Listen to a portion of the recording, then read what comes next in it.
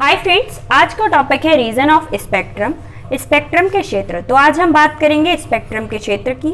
अध्ययन की सुविधा के लिए विद्युत चुंबकीय स्पेक्ट्रम को विभिन्न क्षेत्रों में बांट दिया गया। इन्हें इनके तरंगदैर्घ्य के अनुसार विभिन्न क्षेत्रों में बांटा गया। तो स्पेक्ट्रम को स्टडी करना आसान नहीं था। साइंटिस्ट ने इसके कई क्षेत्र बनाए, इन्हें कई क्षेत्रों में डिवाइडेड किया। तो जो इन्हें डिवाइडेड किया गया था वो तरंगदैर्घ्य के आधार पर किया गया था। तो आइए देखते हैं इसके क्षेत्र। फर्स्ट है रेडियो वेव्स, रेडियो तरंगे। सेकंड है माइक्रोवेव्स, सूक्ष्म तरंगे। थर्ड है अवरक्त विकिरणों। फोर्थ है विजुअल रेडिएशन, दृश्य विकिरणें। फोर्थ यूवी रेडिएशन, परावैंगनिक विकिरणें। एक्स रेज, एक्स किरणें। गामा रेज, गामा किरणें। कॉस्मिक किरणें। करेंगे रेडियो वेव्स की। तो आपको सबसे पहले इन सभी क्षेत्रों में इनकी तरंगदैर्घ्य और आवृत्ति को याद रखना जरूरी है, क्योंकि आपसे कॉम्पिटिटिव एग्जाम में भी स्पेक्ट्रम के क्षेत्र की तरंगदैर्घ्य पूछी जाती है। तो सबसे पहले हम बात करते हैं रेडियो वेव्स की। यह क्षेत्र सबसे कम ऊर्जा वाला रेडिएशन का क्षेत्र है। तो जो क्षेत्र थे उसमें फर्स्ट था रेडियो वेव्स। रेडियो वेव्स में सबसे कम ऊर्जा थी, इसके रेडिएशन में सबसे कम ऊर्जा पाई गई थी। सेकेंड पॉइंट है इसकी तरंगदैर्घ्य 3 × 10⁻13 से 3 × 10⁹ होती है। तो आपको तरंगदैर्घ्य याद रखनी है। तरंगदैर्घ्य क्या है? 3 × 10⁻13, 3 × 10⁹। नेक्स्ट पॉइंट है ये रेडिएशन केवल नाभिक और इलेक्ट्रॉन के चक्रण से संबंध रखते हैं।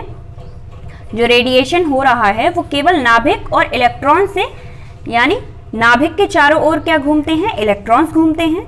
तो इसे केवल नाभिक और इलेक्ट्रॉन से ही संबंध रखना होता है। एंड लास्ट पॉइंट है इसकी आवृत्ति 10⁶ और 10⁻10 हर्ट्ज होती है। तो ये हुआ आपका रेडियो वेव्स। अब हम बात करेंगे माइक्रोवेव्स की। माइक्रोवेव्स में देखिए फ्रेंड्स, फर्स्ट पॉइंट है इसे विशुद्ध घूर्ण स्पेक्ट्रम का क्षेत्र भी कहा जाता है। विशुद्ध घूर्ण आपको पता होगा। अगर आप विशुद्ध घूर्ण स्पेक्ट्रम के बारे में नहीं जानते हैं तो मुझे कमेंट बॉक्स में कमेंट करें, मैं आपको इसे एक्सप्लेन करूंगी। सेकेंड पॉइंट है इसका तरंगदैर्घ्य 3 × 10⁹ से 3 × 10⁶ होता है। नेक्स्ट पॉइंट है इसकी आवृत्ति 10⁻10 से 10⁻12 हर्ट्ज होती है। अन्य क्षेत्र की तुलना में इस क्षेत्र की आवृत्ति का मापन बहुत सही प्राप्त होता है। इन सभी क्षेत्रों में आवृत्ति मापी जा सकती है, बट जो माइक्रोवेव्स होती हैं उनमें जो आवृत्ति का मापन किया जाता है वो एकदम क्लियर आता है। नेक्स्ट पॉइंट है इसकी ऊर्जा बहुत कम होती है। इसकी ऊर्जा बहुत कम होती है। अब हम बात करेंगे थर्ड क्षेत्र है अवरक्त विकिरणें। ठीक है, यह क्षेत्र कई भागों में बांटा गया। जैसे कि स्पेक्ट्रम को कई क्षेत्रों में बांटा गया था, उसी प्रकार अवरक्त विकिरणों को भी कई क्षेत्रों में बांटा गया। फर्स्ट है फोटोग्राफिक क्षेत्र, सेकंड है निकट अवरक्त क्षेत्र, थर्ड है अति निकट अवरक्त क्षेत्र, फोर्थ है सुदूर अवरक्त क्षेत्र। स्पेक्ट्रोस्कोप की हेल्प से इजीली पता लगाया जा सकता है कि कौन सा क्षेत्र कहां से कहां तक है। जो स्पेक्ट्रोस्कोप है उसका यूज करके हम पता लगाते हैं कि कौन सा क्षेत्र कहां तक फैला हुआ है। नेक्स्ट पॉइंट है इसकी तरंगदैर्घ्य 3 × 10⁵ से 8000 यानी 8000 तक होती है। इसकी आवृत्ति 10⁻12 से 10⁻14 हर्ट्ज तक होती है।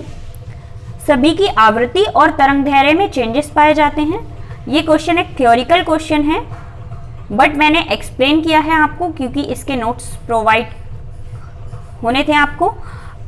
अब देखते हैं विजिबल रेडिएशन और यूवी रेडिएशन। विजिबल रेडिएशन और यूवी रेडिएशन को एक साथ इसलिए रखा गया है क्योंकि इनमें कुछ सिमिलैरिटीज पाई जाती हैं। तो आइए देखते हैं फर्स्ट पॉइंट। स्पेक्ट्रोस्कोपी के अनुसार दृश्य विकिरणें परावैंगनी क्षेत्र की भांति व्यवहार करती हैं। जो स्पेक्ट्रोस्कोपी के अनुसार दृश्य विकिरणें होती हैं वो किन की तरह वर्क करती हैं? यूवी रेज, यूवी रेडिएशन की तरह ही बिहेव करती हैं। इसीलिए इन रेडिएशन का साथ साथ अध्ययन किया जा सकता है। इसीलिए विजिबल रेडिएशन और यूवी रेडिएशन को साथ साथ स्टडी किया जा सकता है।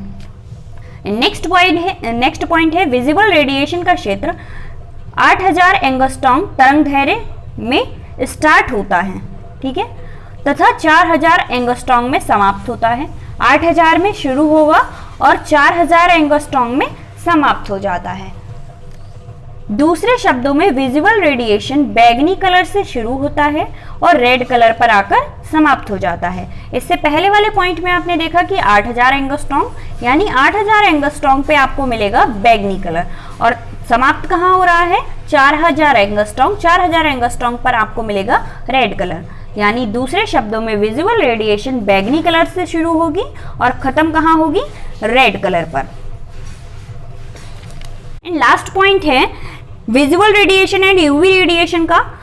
अल्ट्रावायलेट रेडिएशन लगभग 4000 एंगस्ट्रॉन्ग से प्रारंभ होता है और 2000 एंगस्ट्रॉन्ग पर समाप्त होता है। मतलब अल्ट्रावायलेट यहाँ पर शुरू होता है और इससे पहले दिया था आपको विजिबल रेडिएशन। एंड लास्ट है X rays, gamma rays, cosmic rays. ठीक है, इन तीनों को साथ ही हम स्टडी करेंगे। X rays, gamma rays, cosmic rays UV radiation के नीचे आने वाले क्षेत्र हैं। जो यूवी रेडिएशन होता है उसके नीचे आती है एक्स रेज, गामा रेज और कॉस्मिक रेज। एक्स रेज का तरंगदैर्घ्य 150 से 0.1 एंगस्ट्रॉन्ग तक होता है। एंड सेकंड है गामा रेज का तरंगदैर्घ्य 0.1 से 0.01 एंगस्ट्रॉन्ग तक होता है। फोर्थ पॉइंट है कॉस्मिक रेज का तरंगदैर्घ्य 0.01 से 0.001 एंगस्ट्रॉन्ग होता है। इनमें आपको तीनों के तरंगदैर्घ्य दिए गए हैं, अलग अलग तरंगदैर्घ्य दिए गए हैं। मैंने पूरी वीडियो में हर एक क्षेत्र का तरंगदैर्घ्य आपको दिया है, आप चाहें तो अलग से नोट कर सकते हैं इसे और याद करिए। गामा रेज सबसे सूक्ष्म तरंगे हैं जिन्हें परमाणुवीय नाभिक उत्सर्जित करता है।